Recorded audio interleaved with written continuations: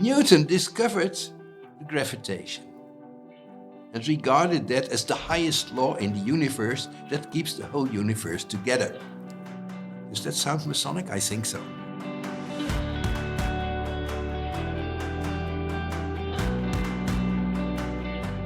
Welkom. Je luistert nu naar de 20e aflevering van de Vrijmetselaars Podcast. In deze podcast interview ik elke aflevering een vrijmetselaar of een persoon gelinkt aan de vrijmetselarij om samen met jou, de luisteraar, antwoorden te vinden op vragen over de vrijmetselarij.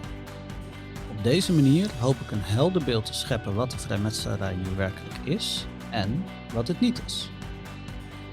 In deze aflevering heb ik geen gast in de studio, maar wel iets speciaals voor jullie. Op 25 mei van dit jaar, 2023 dus, organiseerde Stichting OVN een internationaal symposium over masonieke geschiedenis en het belang van het Vrijmetselarijmuseum. Tijdens deze studiedag zijn er diverse lezingen gegeven en deze lezingen zijn ook omgezet naar een podcast die op Spotify te beluisteren is. De podcast heet Vrijmetselarij, Geschiedenis en Onderzoek. Je vindt een link naar de podcast in de show notes en je kan onder die titel of onder Stichting OVN gewoon zoeken op Spotify. Maar nu mag ik een van deze afleveringen van dit symposium via mijn kanaal van de Vrijmetselaars Podcast met jullie delen. Dus dat vind ik best wel gaaf. De lezing die jullie zo meteen te horen krijgen is van professor Dr. Jan Snoek. Hij is onderzoeker aan het Instituut voor Religieuze Studies van de Universiteit van Heidelberg. En Stichting OVN schrijft over deze aflevering: Religiewetenschapper Snoek belicht een van de kerncollecties van het Vrijmetselarijmuseum, de bijzondere Bibliotheca Klossiana. Dit was in 1854 een geschenk van grootmeester Prins Frederik. Deze collectie bestaat uit 7000 boeken en 2000 manuscripten. De meeste zeer zeldzaam. Snoek geeft een belangrijk voorbeeld dat illustreert hoe belangrijk de collectie is voor het begrip van vrijmetselaarsrituelen en symbolen. En daardoor voor zowel onderzoekers als huidige logeleden actueel is. Maar goed, deze lezing gaat over veel meer dan de zeldzame Kloss Bibliotheek alleen. Het gaat eigenlijk ook over de geschiedenis en de ontwikkeling van de vrijmetselarij in Nederland in zijn geheel. Dat is echt super interessant. Je zult horen dat het eerste gedeelte voornamelijk gaat over wie is Kloss en hoe kwam die tot deze ontzettend zeldzame verzameling.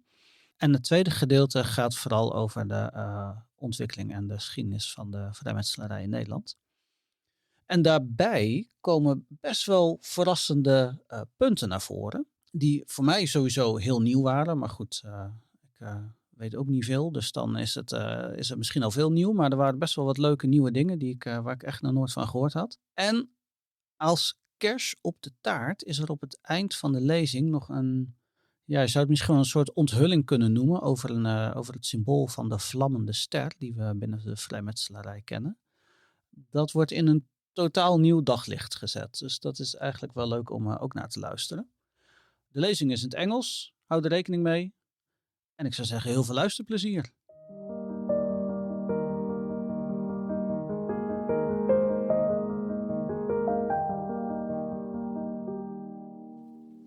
So, the Kloss Library, yes. I will talk about Kloss and his collection of books, his collections of books. About the Kloss and the Grand East of the Netherlands, about the Kloss as a hidden treasure of possibilities, and finally the Kloss as a goldmine for researchers.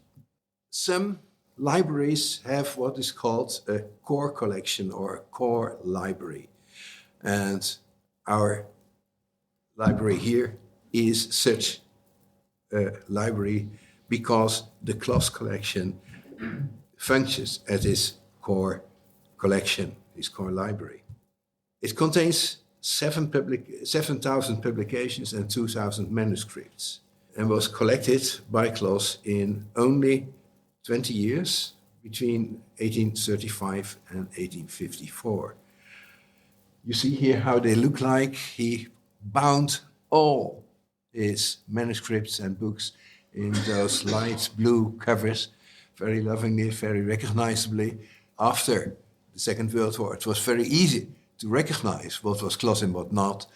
What you see here is a manuscript about which I will speak later on. It's the dossier of a German lodge, the only ritual of the original Grand Lodge of Frederick the Great that survived. Kloss was an army medical officer in the Napoleonic Wars, but later he became a professor and head of an infectious disease hospital. But he was a scholar, trained as a scholar.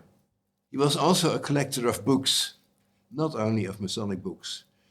He started, after his study in medicine, with medical dissertations. In 1820, he had collected 15,500 of them. Now, dissertations, then as now, being published in small numbers, collecting such an amount is something. He sold the collection in 1820 to the newly founded University of Bonn and used the money for a new collection, which he then found more interesting, namely a collection of printed books from before 1536, the so-called incunabula. That collection was auctioned in 1835. So since 1820, that is 15 years, only 15 years. It was auctioned at Salisbury's in London, and the auction took 20 days. So large was the collection. The bit of money that he got for it, because Salisbury cheated on him enormously, the bit of money that he received, he invested in collecting Masonic books and manuscripts until his death in 1854. So that collection, again, is made in only 20 years. What is true for all three of his collections is that he made catalogs of all the items in it, that is, annotated catalogs. Each item was described not only with its title, but also what it was about, where it came from, etc., how he had found it, from whom he had bought it, etc. The whole stuff is in it, and part of that is also found in, especially the manuscripts that we have now in the manuscript part of his collection. The first page or 2 pages are usually filled with notes by Kloss. Kloss' handwriting is a doctor's handwriting, very difficult, especially the old German version. He, of course, wrote French just as well, and in the French manuscripts he wrote his notes in French, and those are very good readable because his French handwriting is a normal handwriting, so to say. He was a Mason, he was a son of a Mason, the so-called Louis, and he was initiated when he was 18 in the famous Lodge zur Einigkeit in Frankfurt am Main, the lodge of his father. From 1885 to 1812, he studied medicine in Heidelberg. Very important part of his life because that trained him as a scholar, which is really characterizing all the collections that he made. It was really scientific work what he did there. In 1812, he returned to Frankfurt and there got his third degree and developed as a very active and engaged Mason, became master of his lodge and even grandmaster of his Grand Lodge. And that not because he was a nice guy, but was because he really knew what he was talking about. The combination of an engaged Mason and a passionate collector of books is what resulted in the current Kloss, what we lovingly refer to as the Kloss, so the Masonic library collected by Kloss. I said already, educated as a scholar at Heidelberg University, he became one of the best researchers of Freemasonry in his time. There are other German scholars together building the elite among researchers of Freemasonry in the first half of the 19th century. So he's one of the founders of the field. And it took half a century before the Quarter Coronati Lodge of Research in London was founded. So we are here half a century before that. He also founded the basis for all good research in the humanities. That is, he based his research on documentary evidence and on documentary evidence alone. That was a firm statement that he made. And the problem was, of course, that those documentary evidence was not available in any library around. So he had no option but to collect those documents himself. And he was experienced in collecting documents. He knew how to do that, and he did it well. So, yeah, we do have secondary literature in his library as well, but the center, which is the most important, are, of course, the manuscripts. In order to do this, in order to make such a collection, he corresponded it with many people around, many people, especially in Northwestern Europe. In the Kloss alone, there are 1,500 letters by and to him, but there are many more known in other libraries, especially in Frankfurt, for example. There were at that time many more collectors of Masonic documents, but not as rigorous and as fanatic as Kloss was. But he exchanged with and copied from each other. They all did. There were no copy machines, so they had to scribe copies. But in some cases, we have both the original and Kloss copy, because one of his main sources was someone in Paris, André Le Rouge. And when Le Rouge died, his collection was auctioned, and Kloss bought quite a large part of that. And so we have then the originals, of which he had already made copies, partly, and you can compare them with each other, and then you will see that he did it very accurately. So his copies are very reliable. Most collected documents in his collection are from German or French origin, documenting German and French Freemasonry, but there are other treasures as well, and I cannot sum up all of them. The row would be too long. I just mentioned two as nice examples, in my opinion at least. We have the rituals of the Melusino rite, which was created around the 1760s in St. Petersburg by a Greek person who created there his own Grand Lodge. It's a system of 7 degrees, very nice, very interesting. And it's basically the source that we have of this system. Also, there are rituals of 2 chapter degrees from Sweden, of which there are only other copies in Sweden, and for the rest I don't know of any copies around in the world. Now, precisely this international scope makes the collection so valuable to the study of Dutch Freemasonry, because Dutch Freemasonry borrowed much from English, French, and German Freemasonry. We must realize that the Netherlands are having neighbors around: British, Belgium, French, German, Swiss, Scandinavian, and in all those countries, anything in the direction of Western esotericism and Freemasonry was much of the time forbidden. Much of the time it was very dangerous to belong to those groups. But in the Netherlands, you were welcome, and it was practiced openly.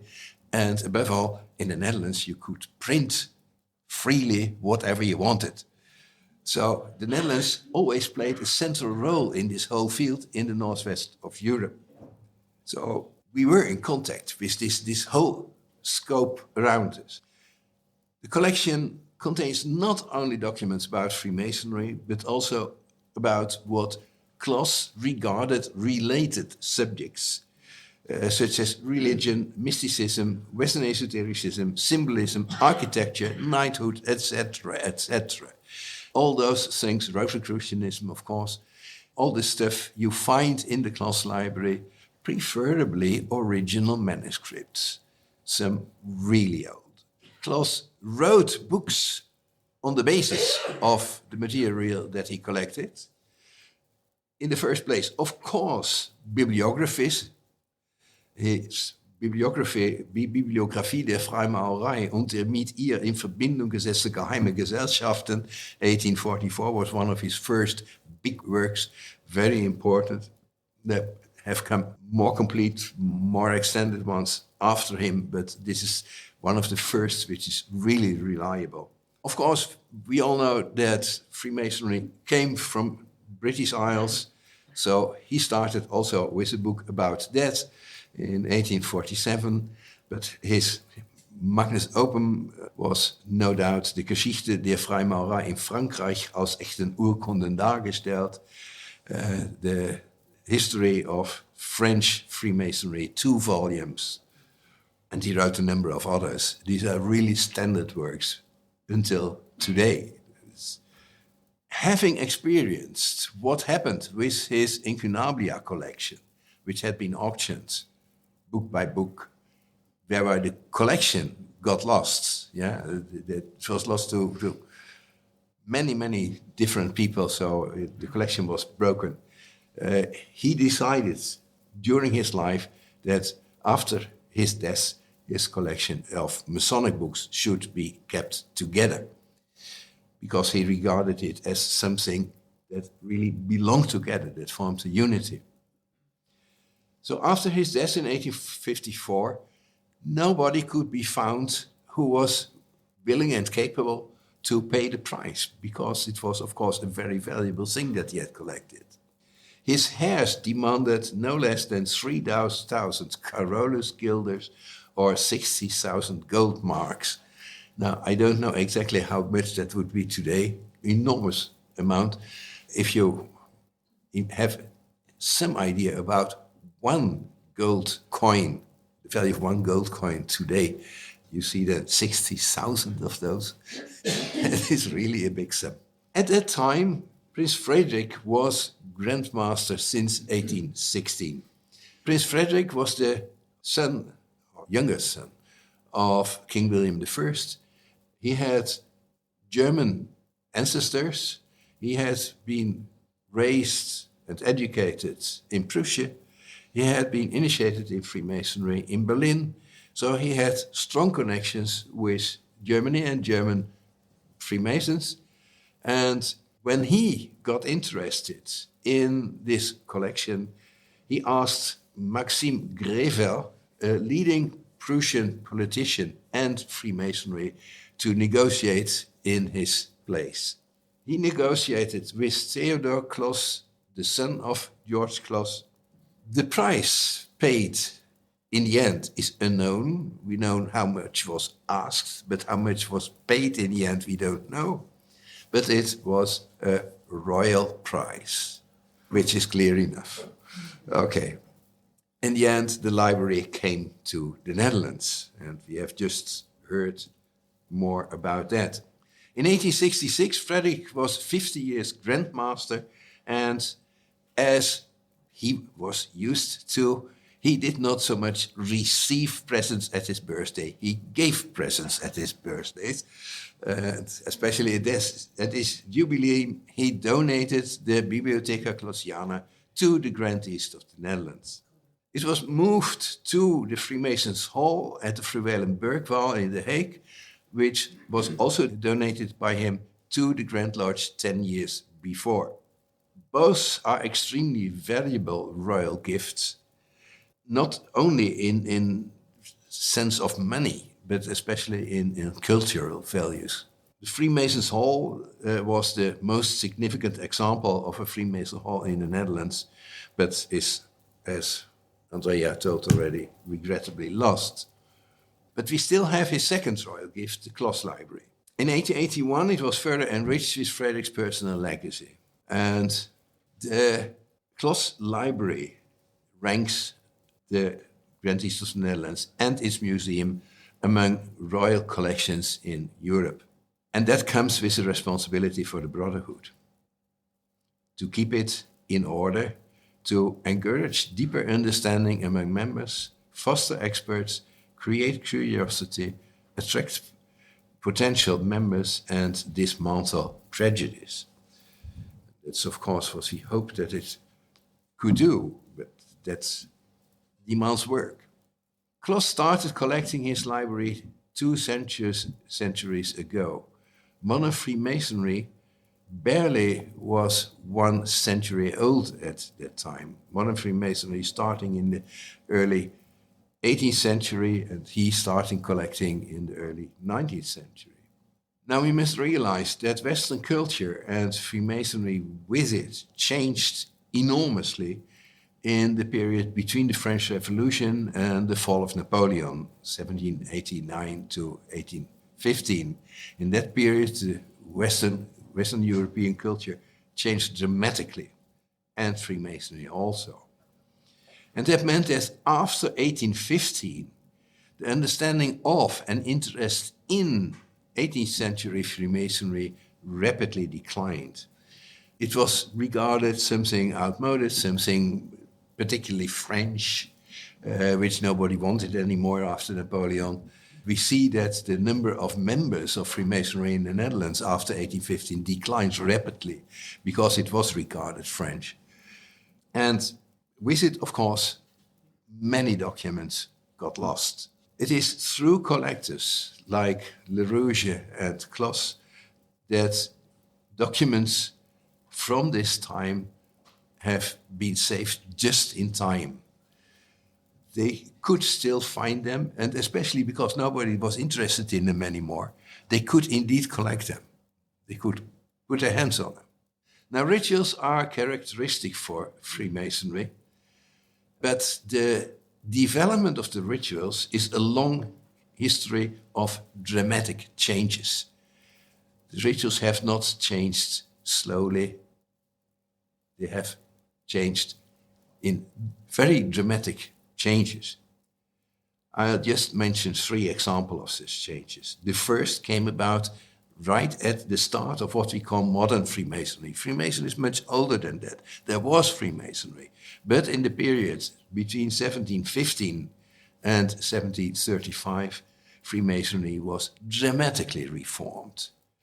In London, and the main actor in the game was no doubt Jean Théophilus Desaguliers, depicted here.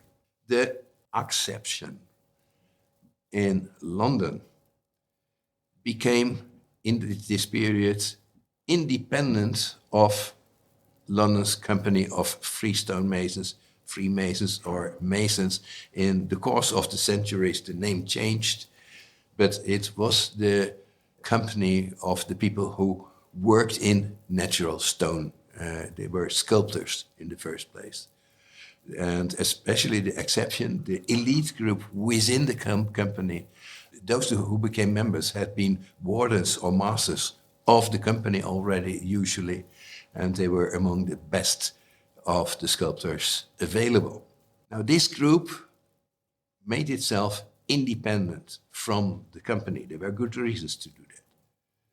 The target of the group was no longer those sculptors, but became gentlemen. The organization became a men's club.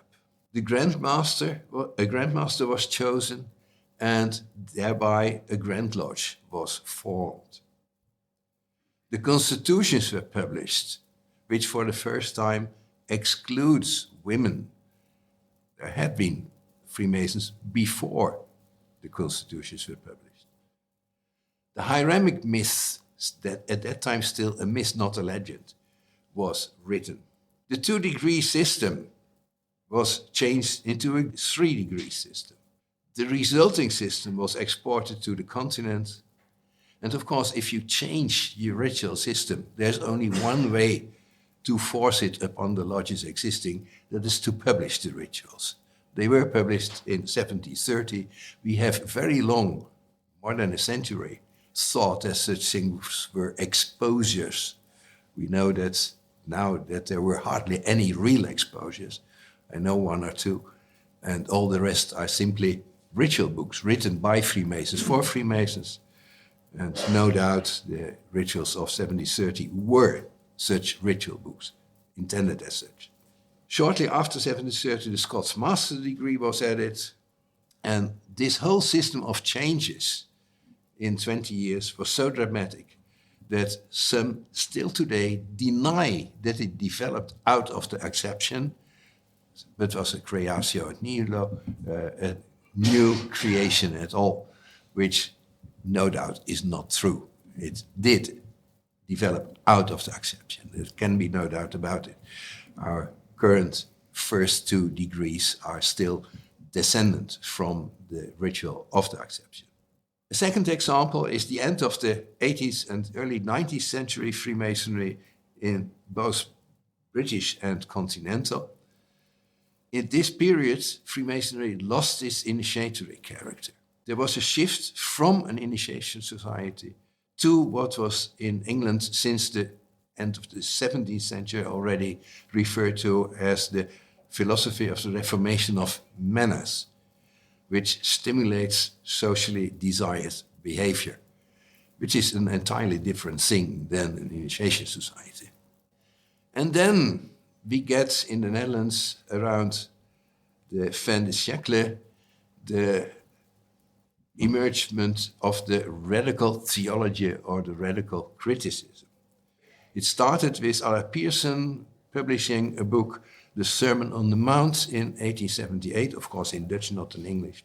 And it culminated when Van den Berg van IJzinga became a professor in theology in Utrecht in 1924. He was the most clear propagator of this radical theology and radical criticism. It is Protestantism denying the divinity of Jesus. Jesus was a very good example that you could follow, all fine, but that a human being would define was nonsense. Okay, that had big impact on Masonic rituals. The Dutch reform of the rituals in 1928, 1929 choose to follow this radical theology. And at the same time, we see that in the Netherlands, the old new religious movement, as we call them technically at the moment, emerge. Especially the Theosophical Society since 1875, the Order of the Star of Krishnamurti since 1911, and the Sufi movement of Hazrat Inayat Khan since 1914. Now, those were doing precisely the opposite. They were interested in mysticism, in spiritualism, etc. And Freemasonry was moving away from that. And as a result, le droit humain, the mixed order le droit humain, which choose for this theosophical view, became a serious alternative to the grantees of the Netherlands.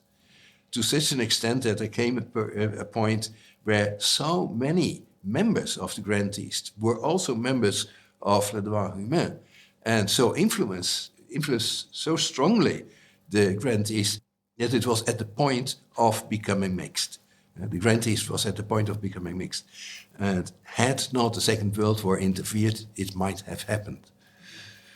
The secularization, the term which we use within Masonic Dutch Freemasonry regularly, we must be more secular, etc., is a theory developed by the social sciences of the 1970s.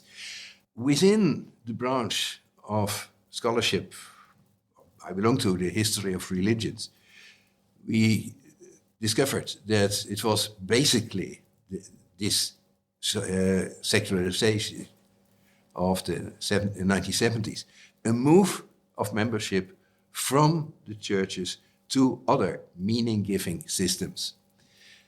The people did not get less religious, but they shook off the traditional church hierarchical, power-oriented institutions and went to other systems. Of course, since the grantees of the Netherlands stuck to this Protestant secular religion, many choose for the other side. And since that time, the grantees has difficulties in attracting members. The main addition of new members, so to say, came when Indonesia became independent and all the Dutch Freemasons from Indonesia came back to the Netherlands. But they were not new members, but there were more Freemasons in the Netherlands than suddenly. But since that time it has gone down. It is doubtful that further secularization of Freemasonry would attract more members. I don't think so. The knowledge of Freemasonry as initiation society, in the sense of Desaguliers, how he had developed this system in the early 18th century, is among members of the grantees of the Netherlands practically absent. They have no idea how that looked like and what it is. Freemasonry was, in the 18th century, a new religious movement, so to say, offering best quality mysticism and spirituality. And they could do that again. And the Kloss contains information on that type of Freemasonry, how it could be.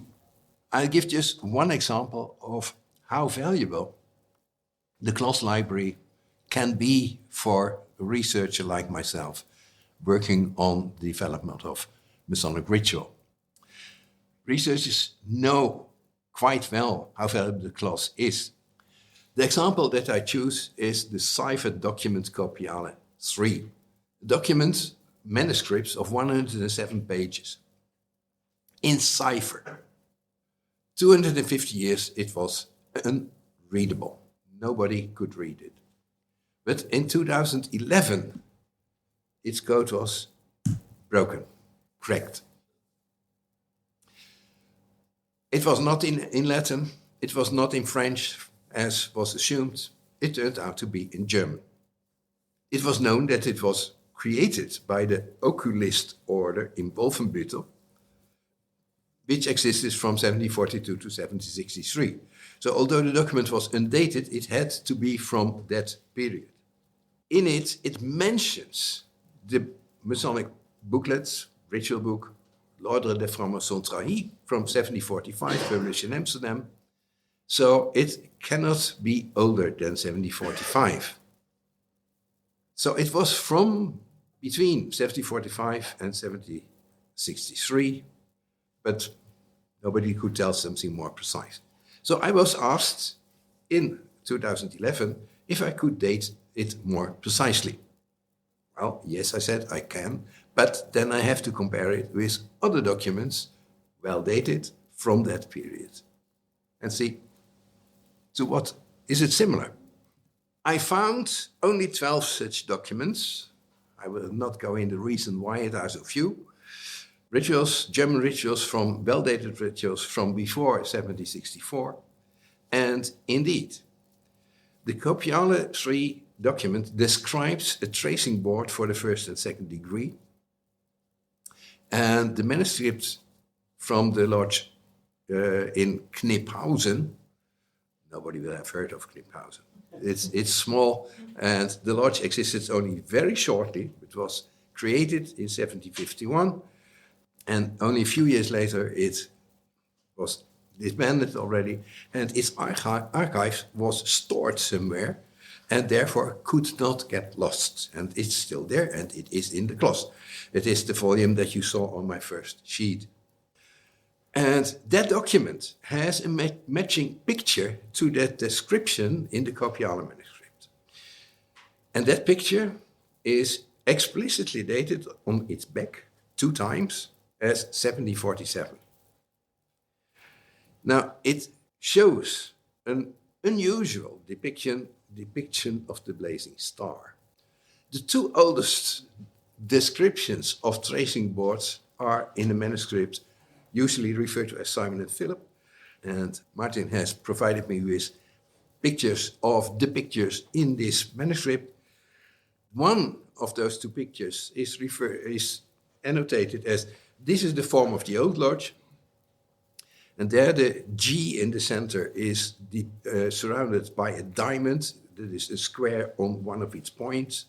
The other says, and that's the one you're seeing here, this lodge is the new lodge under the Desaguliers regulation. and it has around the G a circle with a halo. Now, this form of the blazing star is unusual. I knew it only from one other source, that is this frontispiece of a book from Vienna in 1791. The people are sitting around a table with on it a tracing board, and I've enlarged the part where it's about, and in that part you can see the G with the circle and the halo around it. 1791, Vienna, that's a long time later and far away. How did it come there? There must be something in between. Now, yes, here we have the two tracing boards from the Kniphausen document, both for the first and second degree. The one on the right is belonging to that dossier, can prove that. And the other one is from 1747, and that is 4 years before this lodge was founded. So it must have been brought in by someone who was already a Mason and who had it and donated it to the lodge. Both have the G within the circle with the halo around it, but the left one, the older one, is very much English, and the right one is very much French. Already the indications of the directions, north, east, south, and west, is on the left one English and on the right one French. And there is much more in it which characterizes them as English and French. So we have here an English-based depiction of the tracing board from a period when we have no English material. Between 1730 and 1760, we have from England nothing, no original material available. But we see here that apparently this designated form of the blazing star was in use in England, because we know that the lodges in Germany in this period were very much English-oriented, much more than French. They were having one of their toasts at the table to the Grandmaster of all lodges in England. Okay. Now the Copialis 3 manuscript describes in the center of the carpet is a round star surrounded with rays, or so-called comet, in the center of which is written a G, which signifies God as the highest master builder and also geometry. Above this comet, etc. Okay, the thing is here not called a blazing star, it's called a comet. And we know that the term blazing star, not the two words, but the combination of these two words in English means comet. But the French didn't understand that, and they translated it word by word as étoile flamboyante. And from the étoile flamboyante was then depicted the blazing star as we know it now, with 5 blazes around a 5-pointed star. There is something in between. We have a picture from 1742 with this star on the right side, which is a 5-pointed star with 1 blaze. There is still a comet. Yeah? And here you have the French blazing star with the 5 blazes. Why did Desaugiers introduce a comet around the G on the lodge, which we call today the tracing board, was at that time simply called the lodge. The lodge was what we now call the tracing board. In the first place, Desaugiers was a pastor. That was his profession, how he earned his money. Now, he must have known that since Giotto di Bondone, around 1302, 1303, depicted the birth of Jesus in the stable with a comet above it, because he had seen the comet of Halley 2 years before, and thought, now I understand what this star moving at the sky, guiding the Magi to Bethlehem what that was. That must have been such a comet. And so he depicted the Star of Bethlehem for the first time as a comet. And since then, this has been iconic throughout Christianity until the day of today. When you see a stable of Bethlehem depicted, it's always with a comet. As a star with one blaze. So Desaugiers must have known that as a pastor. But Desaugiers was also a scientist, in the sense of scientist, so as we use the word now, as a natural scientist. He built the instruments for Newton so that Newton could test his theories. As such, Desaugiers was also a member of the Royal Society, which contained all the really excellent scholars at the time. He was even the librarian of the Royal Society. Now, Newton discovered gravitation and regarded that as the highest law in the universe that keeps the whole universe together. Okay, does that sound Masonic? I think so. He proved his theory of the gravitation, the law of gravitation, by calculating the orbit of comets. So, we have a certain result now. For Desaugiers, the G probably represented the glory, halo, of God. In English, the glory of God. It represented, no doubt, gravitation, and maybe as an afterthought, also geometry. And the comet represented both the Star of Bethlehem and the gravitation. And then he depicts that at the center of the tracing board, right? So this, a German document in the Kloss Library in The Hague, gives information on early English Freemasonry from a period that we have no documentation about the rituals there, its iconography, and the French translation mistake, which in turn influenced the Dutch depiction of the blazing star. And without the Kniphausen dossier, the only surviving text of the early rituals of the Grand Mother Lodge of Frederick the Great, preserved in the Kloss collection, I would never have found this, and we would not know how this symbolism came about.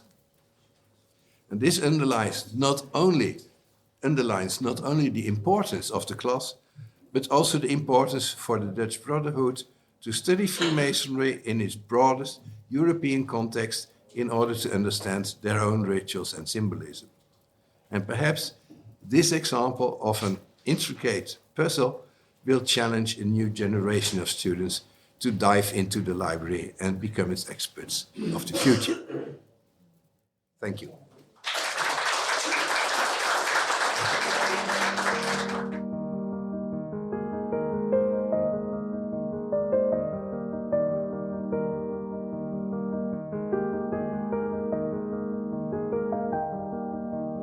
Oké, dat was het dan. Ik hoop dat jullie het een leuke aflevering vonden met voor jullie ook nieuwe interessante dingen en onthullingen. En op het eind kwam de aap uit de mouw, de vlammende ster is eigenlijk gewoon een komeet. Volgens Jan Snoek, dus ben benieuwd. Misschien gaan we er allemaal eens anders naar kijken. De podcast van Stichting OVN heeft natuurlijk meerdere lezingen. Onder andere van professor Dr. Margaret C. Jacob uit Amerika. Bekend als schrijfster van The Radical Enlightenment, Pantheist, Freemasons en Republicans. Zij vertelt over haar onderzoek naar de verlichting. Er is ook een aflevering met Hendrik Bokdan van de Universiteit van Gothenburg in Zweden. Hij is een religiewetenschapper en vertelt over de academische studie van de westerse esoterie. Er is ook een aflevering met professor Dr. Eugène Warmebol van de Universiteit Libre de Brussel. Warmebol is eigenlijk archeoloog, maar hij heeft onderzoek gedaan naar logegebouwen in Egyptische stijl in België. En het is eigenlijk ook best wel leuk om te horen waar die Egyptische stijl nou eigenlijk vandaan komt. Er is ook een aflevering met professor Dr.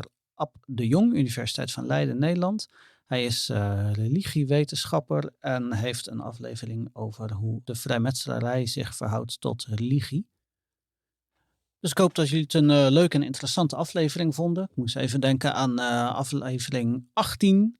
waarin ik met Alfred het had over de verschillende soorten vrijmetselaars. En deze aflevering hoort dan misschien heel erg bij de historici. Een van de soorten vrijmetselaars waar hij het over had. Maar ik denk dat het voor iedereen echt wel interessant is. Ik heb er heel veel van geleerd en ik vond het heel erg leuk om hiernaar te luisteren. En ik hoop eigenlijk ook dat jullie het heel leuk vinden. En volgende maand hebben we echt weer een totaal ander onderwerp. Bedankt voor het luisteren en tot volgende maand. Bedankt voor het luisteren naar deze aflevering van de Vrijmetselaars Podcast. Mocht je vragen of opmerkingen hebben of me gewoon een berichtje willen sturen, dan kan dat via Instagram, zoek op Vrijmetselaars Podcast, via Facebook, zoek op broeder Sander of stuur me een mailtje op sander@outcastmedia.nl.